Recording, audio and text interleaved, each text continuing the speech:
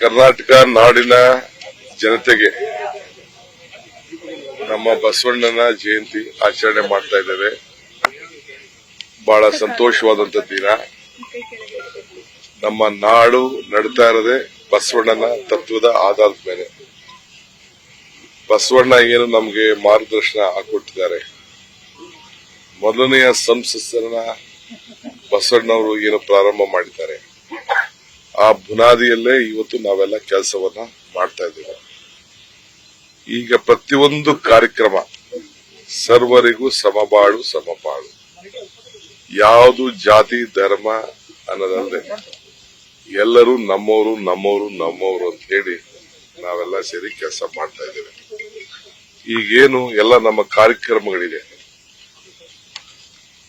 ಅಕ್ಷರ ದಾಸೋಹ ಇರ್ಬೋದು, ಅನ್ನ ದಾಸೋಹ ಇರ್ಬೋದು, ಮಹಿಳೆಯರ ಸಬಲೀಕರಣ ಇರ್ಬೋದು, ಗೃಹಲಕ್ಷ್ಮಿ ಗೃಹಜ್ಯೋತಿ ಎಲ್ಲರೂ ಕೂಡ ಸಮಾನತೆಯಿಂದ ಹಸುವನ್ನ ಹಂಚಿ ಎಲ್ಲರೂ ಕೂಡ ನ್ಯಾಯಬದ್ಧವಾದಂತ ಒಂದು ಕಾರ್ಯಾಂಗವನ್ನ ವ್ಯವಸ್ಥೆ ಮಾಡಬೇಕು ಅಂತ ಹೇಳಿ ನಾವು ಕೆಲಸವನ್ನ ಮಾಡ್ತಾ ಇದ್ದೇವೆ.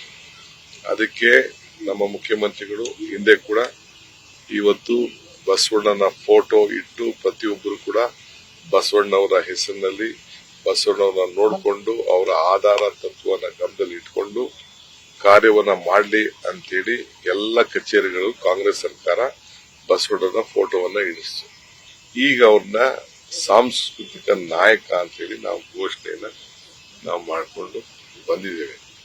ಸೊ ಅದಕ್ಕೆ ಏನು ಆ ಸಂಸ್ಕೃತಿ ಹಿನ್ನೆಲೆಯಲ್ಲಿ ಈ ದೇಶದ ಆಸ್ತಿನೇ ನಮ್ಮ ಸಂಸ್ಕೃತಿ. ಆ ಸಂಸ್ಕೃತಿಯನ್ನ ಉಳಿಸ್ಕೊಂಡು ಆ ಸಂಸ್ಕೃತಿಗೆ ಆ ನಾಯಕ ಬಸವಣ್ಣ, ಅದನ್ನ ಇವತ್ತು ನಾವೆಲ್ಲ ಕೂಡ ಅಳವಡಿಸ್ಕೊಂಡು ಬರೀ ಮಾತಿನಲ್ಲ ಬರೀ ಕೃತಿನೂ ಕೂಡ ನಾವು ಮಾಡ್ಕೊಂಡು ಬರ್ತಾ ಇದ್ದೇವೆ.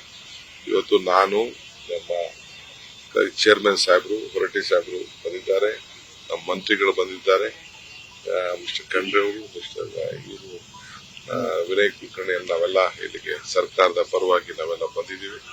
ಇಡೀ ರಾಜ್ಯದ ಜೊತೆಗೆ ಈ ತತ್ವ, ಈ ಸಿದ್ಧಾಂತ ಏನಾದ್ರು ಹಾಕೊಟ್ಟಂತ ದಾರಿಯಲ್ಲಿ ಅದರಲ್ಲಿ ನಾವೆಲ್ಲ ಸೇರಿ ಬದುಕಬೇಕು. ಈಗ ಒಂದು ರಾಜ್ಯಪಾಲರ ಅಂಗಳಕ್ಕೆ ಕುಮಾರಸ್ವಾಮಿ ಅವರು ಹೋಗಿದ್ದಾರೆ ಸರ್.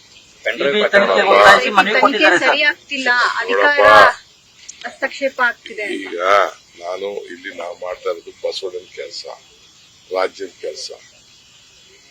ಓಕೆ, ಬಸವಣ್ಣವರು ಏನ್ ಹೇಳಿದ್ದಾರೆ, ಲೋಕಕ್ಕೆ